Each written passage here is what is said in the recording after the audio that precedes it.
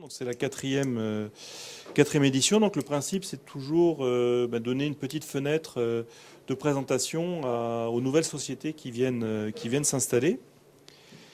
Écoutez, on va commencer donc par la première société, et Monsieur Baptiste Montineau, Aguasmart, donc qui développe des solutions de traitement de l'eau. Voilà, je vous donne la parole. Donc vous avez 10 petites minutes pour nous présenter votre société. On aura un petit peu de temps pour quelques questions à la fin. Merci bien. Donc voilà, je vais vous présenter donc notre société Aguasmart. Donc nous sommes créateurs d'eau potable. Alors, je vais vous présenter brièvement le contexte dans lequel on a créé cette société, pour ensuite vous présenter plus simplement la société et les produits qui la composent, et nos attentes bien sûr sur la fin. Donc voilà, le contexte assez simplement. 2 milliards de personnes sur Terre qui n'ont pas accès à de l'eau potable, une consommation qui a été multipliée par 10 sur les 100 dernières années. Pour information, voilà, on a à peu près 15 personnes chaque minute qui meurent dans le monde à cause du manque d'eau. Donc voilà, il y a un énorme besoin à ce niveau-là. Particulièrement dans les pays dits pays du Sud, pays en voie de développement, où les populations sont grandissantes et où l'industrialisation ainsi que l'urbanisation font que les besoins sont eux aussi croissants. Voilà, nous on consomme 200 litres d'eau par jour en moyenne en Français. Un Américain va être plutôt à 400 litres. L'OMS dit qu'il faut 40 litres par personne et par jour. La vérité, c'est qu'il y a une bonne moitié de la population terrestre qui pourrait se contenter d'un litre, ne serait-ce que pour survivre. D'un litre d'eau propre, bien sûr, puisque la qualité de l'eau est souvent le gros problème, et c'est pour ça donc qu'on a lancé notre solution. L'enjeu de développement durable, très important aussi, c'est-à-dire que quand on a des populations qui ont 20% de leur, jusqu'à 20% de leurs revenus, qui utilisent ces 20% pour s'approvisionner en eau, ils ne peuvent pas forcément développer une vie normale à côté. La situation des femmes aussi, parce que dans la plupart des pays d'Afrique, par exemple, ce sont les femmes qui vont chercher l'eau où elles se trouvent, des fois pour plusieurs heures de marche, ce qui empêche toute activité scolaire ou professionnelle pour ces personnes. Donc voilà, il y a un réel enjeu à ce niveau-là, et donc c'est pour ça qu'on a créé Aguasmart. Donc Aguasmart, c'est une solution autonome et écologique de production d'eau potable. Donc comme vous pouvez le voir, c'est sous forme d'un container avec un système de traitement d'eau à l'intérieur, alimenté par des panneaux solaires ou des éoliennes, mais les panneaux solaires fournissent quand même plus d'énergie. La plupart de nos solutions sont pour l'instant solaires. Alors, on a essayé de faire une machine simple, robuste, économique, c'est-à-dire quelque chose qui ne demande pas d'avoir des compétences extrêmement élevées pour l'entretenir et pour l'utiliser, de manière encore une fois à ce que les populations de ces pays qui ne sont pas forcément qui n'ont pas forcément le même niveau de formation que chez nous puissent s'en servir, et s'en servir de manière autonome et indépendante, c'est-à-dire sans avoir besoin de faire venir quelqu'un de France pour tout simplement l'utiliser. On a fondé la société en 2011.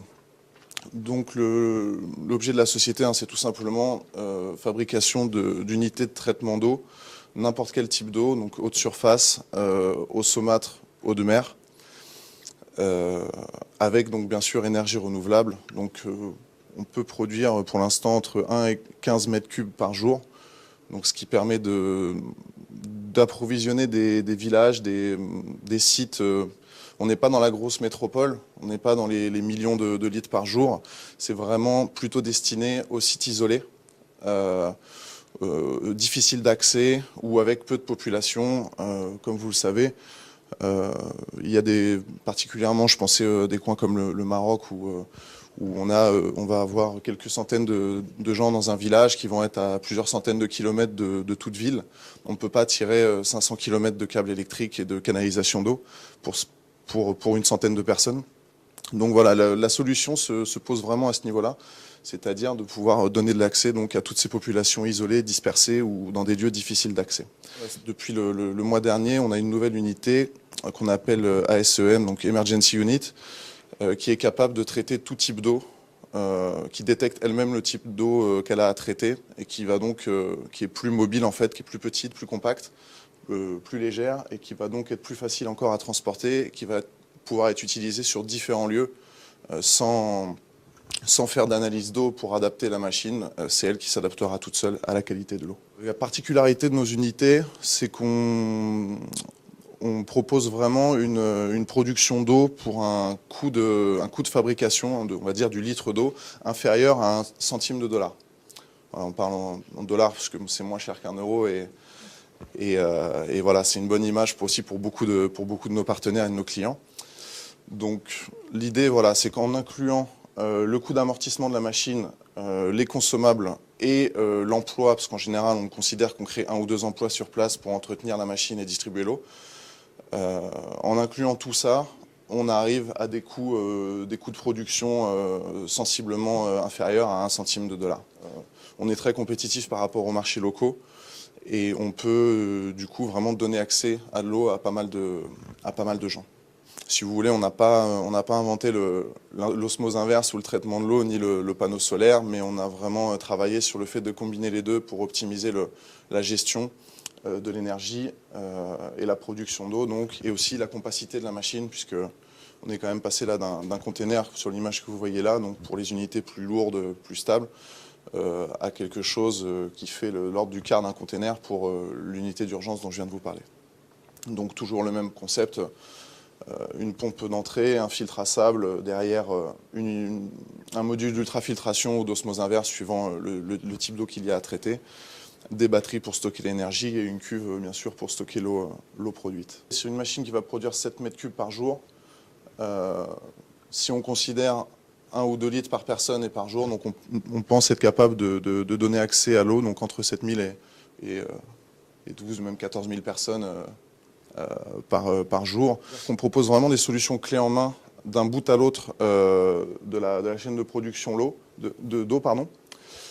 Donc, ce qui fait qu'on va avoir des pompes solaires donc pour puiser l'eau à l'origine. On va proposer des unités d'ensachage avec des sachets biodégradables de manière à pouvoir conditionner l'eau pour pouvoir ensuite la distribuer. Donc ça se présente sous forme comme des berlingots, si vous voulez, de 1 demi-litre ou de 1 litre.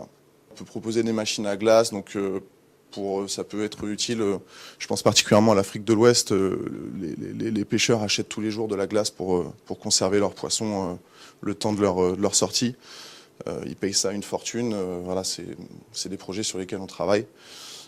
Bien sûr, une citerne de stockage, le module de chloration pour pouvoir conserver l'eau stockée dans la citerne. Enfin voilà, l'idée c'est vraiment de proposer la solution la plus complète, on va dire, pour nos clients. Quelles sont nos attentes? Assez simplement, on cherche des partenaires énergétiques, ce qui on va dire compétents en matière d'énergie, c'est-à-dire qui pourraient nous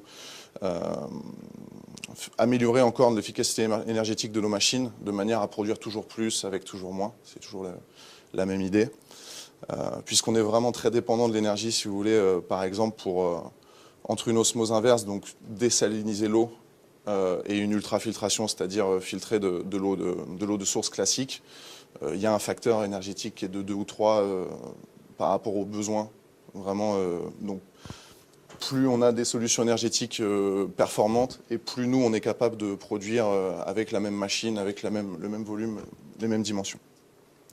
Et bien entendu, on est aussi à la recherche d'investisseurs qui veulent s'implanter dans les pays du Sud ou proposer ce genre de solution, puisque ça peut être aussi, comme vous le voyez avec le coût de revient de l'eau, ça peut être aussi rentable de produire l'eau soi-même pour la vendre et d'en faire un investissement personnel à ce niveau-là. Ou même tout simplement pour l'aide au développement de certaines régions. Voilà, il y a des bailleurs de fonds, enfin, il y a énormément de monde qui travaille dans ces continents. Alors des concurrents, plus ou moins, en fait c'est un peu, ce qui est paradoxal, c'est que c'est un peu un marché de niche, même si c'est une niche à 2 milliards d'individus. C'est ça qui est... Non mais c'est vrai, hein, c'est-à-dire que vous allez avoir des Veolia, des Suez qui ne regardent absolument pas les projets de cette dimension. C'est-à-dire, comme je vous disais, pour alimenter quelques centaines, quelques milliers de personnes, ils sont dans les millions de litres heure, ils sont pas du tout, ils s'intéressent même pas à ça. Donc après, il y a quelques petites sociétés qui démarrent un peu comme nous, ou qui étaient déjà dans l'eau, donc qui essaient de proposer des choses. Mais dans l'ensemble, on ne croise pas encore énormément de monde avec des machines vraiment au point, performantes. Et puis surtout, le réseau international, le commerce international qui est sur des processus très très longs. Il faut connaître un petit peu le terrain, on va dire, et chose que beaucoup de PME n'ont pas vraiment. Et Donc Monsieur Compin, mon directeur, qui a une grosse expérience à l'international, en fait, se sert de son réseau aussi pour aller justement démarcher les contacts le plus proche possible. Merci beaucoup. Merci.